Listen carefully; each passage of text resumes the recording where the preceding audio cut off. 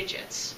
The object of the game is to use the digits 1 through 9 in each row, again in each column, and then again within each, it wouldn't be a quadrant, what would that be? Square.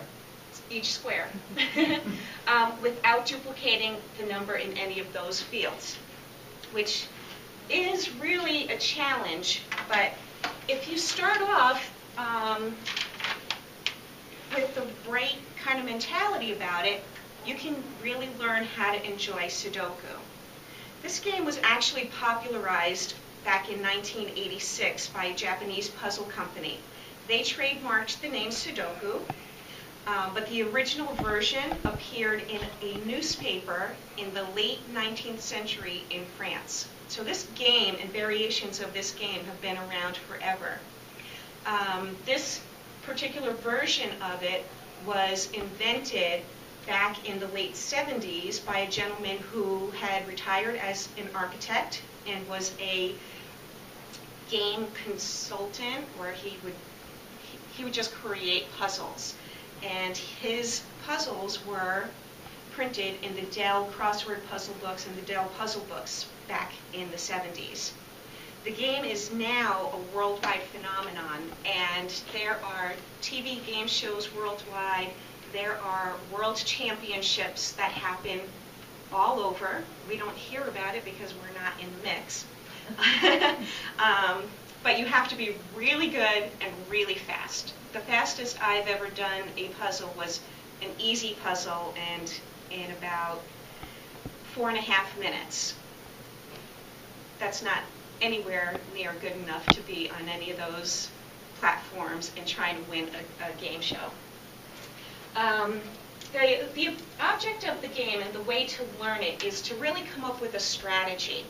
And the way that I finally came up with a strategy that was going to help me is I downloaded an app.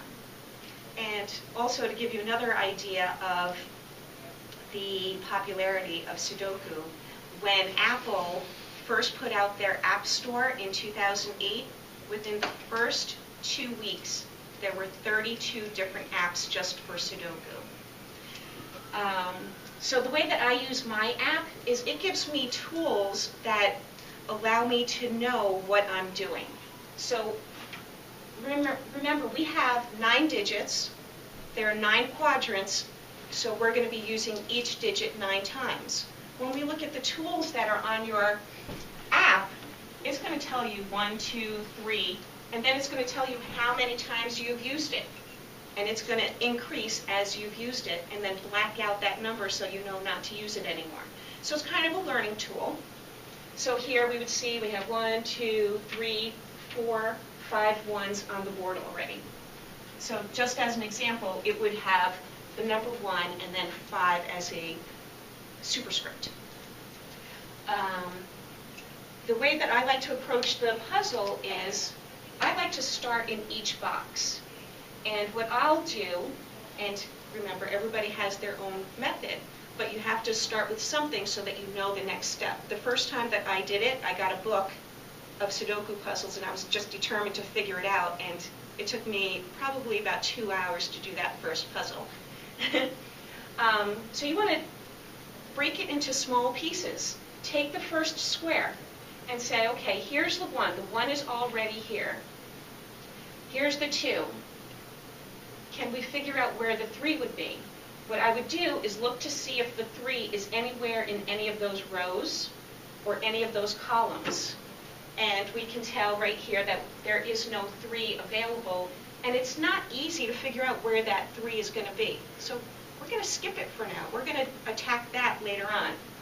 We have a 4, but then we have a 5. There's no 5 in my first square. There's a 5 in this row, so I know it's not in this row. There's a 5 in this square, so I know it's not in this row. That leaves these 2. Now I'm coming down the columns. I see a 5 in the first column, so I know the 5 is going right in this square. So that's one way that I start attacking the puzzle. Another way that I'll attack the puzzle is, once I've gone through all the squares and filled in as many of the boxes that I can, I go across. and I'll do a row across. So here I see there's no 1 yet in that first row, but there's 1 in the first box, no 1 in the second box, and there's a 1 in the third box. So I know the 1 goes in this square here. And that's how I attack the puzzle, and that's how it's led me to enjoy playing Sudoku. I use it as a relaxation tool. If I can't sleep at night, I'll play a couple games of Sudoku. Yes, the phone will drop on my head occasionally because I'll nod off. And other times I'll get really involved in a game that's a tough game, and I'll end up staying up for hours playing it. So that is my little lesson on how to attack Sudoku to enjoy it. So now, who here is ready to try their hand at Sudoku? No.